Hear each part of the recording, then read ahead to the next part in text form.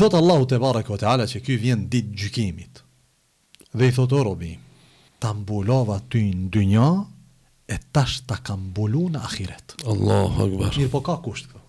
Cili është kushti? Mbulimi i gjunahit. Me fjalë tjera, përderisa gjunahi nuk i shkel dy kufi, cilat janë? E para, nuk shkel hakun e të tjerëve. Se haku i tjerëve është vije kuqe. Edhe gjë e dytë, kullu ummeti muafa. Tha të gjithë ummeti im do të falen. Përpos ku? Illa al-mujahirun. Përpos atyre të cilët e shfaqin gjunahin, e bëjnë publikisht. Allahu çfarë i thot ti robi? O robi, ta ka mbulu në dynja, do me thonë kjo nuk qenë ka gjuna që ka të bëj gjunahi me ty, po e kom bo mes me dhe Allahut, ta ka mbulu në dynja, tash ta mbuloj dhe ta fali, do me thonë në ahiret. Pse? Se ti nuk e ke shfaq gjunahin publikisht. Dhe forma e shfaqjes gjunahit është, ja sot njerëzit kanë mundësi për të shfaq gjunahit ja kur. Apo? Kalumen, po.